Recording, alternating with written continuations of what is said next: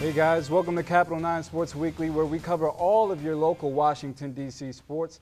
And with the Wizards not in the NBA Finals and the Redskins heading to training camp in a couple weeks, we're going to start with the Washington Nationals. And I think you'd be best to start off with the Nats. What's the current state and how do you feel about their recent struggles? You know, Malcolm, there's four parts to baseball. There's hitting, there's fielding, there's starting pitching, and bullpen. And let's grade the Nats out a little bit here. Hitting, I will give them a D+.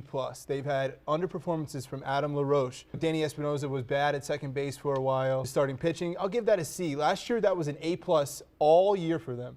They relied on that so much. Strasburg's, he's 3-6. He's not getting that much help. Right. His ERA is good, but you know when he comes out, the offense isn't lively. Right. Gio's been okay. Jordan Zimmerman has been their ace. Bullpen, that's been a part where Davey Johnson has mismanaged this team. You know, you have Drew Storen. He had the collapse last year in Game 5 against the Cardinals.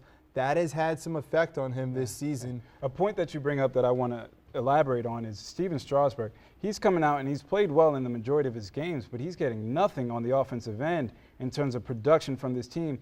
He can't be your light and shining armor, your knight in shining armor. He's expected to be their savior, but he needs some help. Yeah, it's not like LeBron James in basketball. Like, this is a baseball thing. He can't be on the field all the time. He only comes on once every 5 days. But the problem with him, Malcolm, has been he wears it on his sleeve. You know, when an error is made, when the offense isn't performing, his body language, you're able to read it. So they need him to be more of a star player, you know, be more of a presence on the mound. And the presence is also something I want to talk about. I feel like there's no one guy that this team has that the team can rally around. And if there is one, he happens to be Bryce Harper, who's not even 21 years of age yet. Is there a guy on this team that this team can rally around and look to as their guy to follow? I mean, it's been Ryan Zimmerman in years past, but you know he's been banged up. It's been Jason Worth at times too. You're right though about Bryce Harper. The energy that he brings, the doubles that he takes that should be singles, the diving around the field. You haven't seen as much of that this year, and I don't want to say because he's been hurt or hasn't been on the field all the time. Is it in his head? Because about 2 to 3 games following that incident in which he had to get stitches for running into the wall, we saw him short arm a play because it had to be in the back of his mind. Just 2 or 3 weeks ago, I got stitches in his head. Do I really want to run back into that wall again? You know what? The thing that we keep bringing up, this has been a mental issue for the Nats all year long. Are we doing too much? Are we doing too little? Am I going to get hurt? You know, everything is in their head. And when you come out in the beginning of the season and say World Series or bust, everything is under the magnifying glass. Everything is under a microscope. Every mistake you make, every error, every loss is bigger than what it should be. But at this point, we're getting in late June. They're under 500. If I had to predict today, I would say they would miss the playoffs. I don't know how they could get this turned around. I don't know what the spark plug will be. When Bryce Harper comes back, he's going to be good. But I think they're more than one player away this year. And it's after the 2012 season, they were close to 100 wins. It was fun. It was fun going to Nats games. I went on my off days and covered the team and wrote more about them. Now I go to the stadium and I'm like, who would have expected? It's not fun. Who would have expected us to be in June looking at a team that is not 500, sitting at 34-35, and this far behind the Atlanta Braves, who are now 42-29?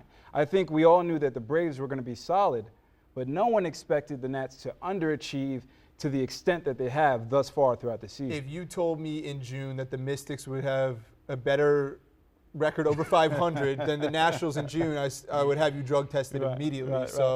It's been hard to explain. You know, they're like I was giving out those grades. It's everything. It really is not one specific issue with them. And if you had to call it right now, you say no playoffs. No playoffs for them. I'm a firm believer in the fact that offense finds you. Eventually, it will find you. And Jason Worth has come back. He's a strong bat that they've got. Bryce Harper is going to come back eventually. I think they've got the pieces. I think it's just a matter of time before it all comes to fruition for them. I mean, real quickly, though, Adam LaRoche, Ian Desmond, they were all-stars last year. Jason Worth was amazing at the top of the lineup.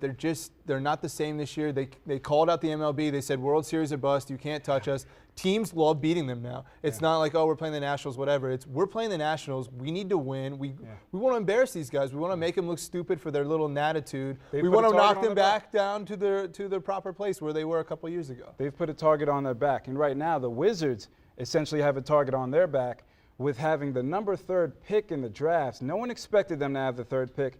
I'm a firm believer in the fact that they should go out and get Otto Porter from the Georgetown Hoyas, you feel differently. You feel they should go out and get Anthony Bennett. And here's the reason why. Last year, if you look and watch the Wizards play, they were 28th in offense. At times, they struggled to score.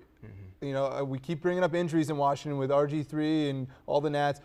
Beal and Wall were both injured at times last year. Right. They need a forward who can score. They were 9th in defense. Otto Porter brings defense. He brings a little bit of everything, but defense is his bread and butter. Anthony Bennett is a man-child with the basketball and offense. He's got strength. I think, and then in the future seasons, he poses matchup problems.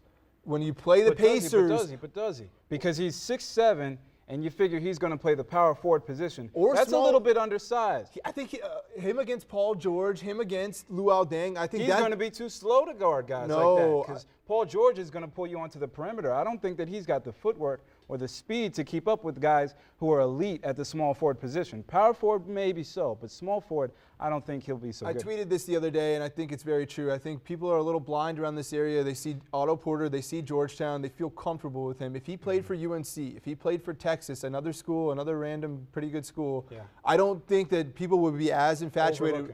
Yeah, Otto Porter wouldn't be as high on the radar because offensively, he's not going to be able to create for himself, and that's the key thing. Like I said in the beginning with the Wizards, they need a forward who can get the ball and score when Wall and Beal can't. Running the floor. And you bring up the word comfortable. I went to Otto Porter's draft workout last Friday with the Wizards, and the first word that came out of his mouth was comfortable.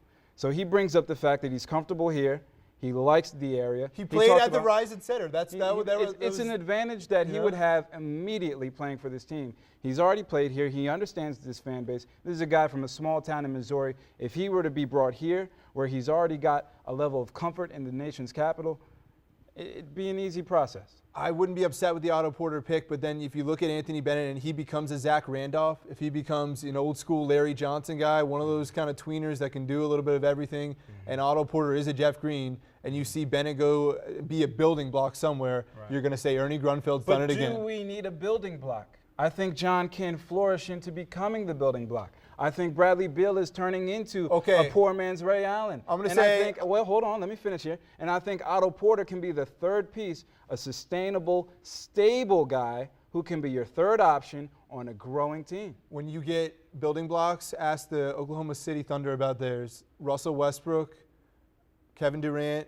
James Harden, do you think they were like, oh, you know what, let's take a homegrown player who will be a nice fit? No, you take the best star player available. Unfortunately, they broke up that team, and it's not working out to their plan. But Bennett can be a star offensively, 18 points a game, pose a lot of matchup problems. My only doubt with him is physically, is he going to be able to meet the demands of the NBA? He's going to have to cut some weight. Is he going to be able to run the floor the way Beal and Wall like to run the floor? And Otto, there's no question he can run the floor. There's no question he can spread the floor. He's going to make teams have to spread out.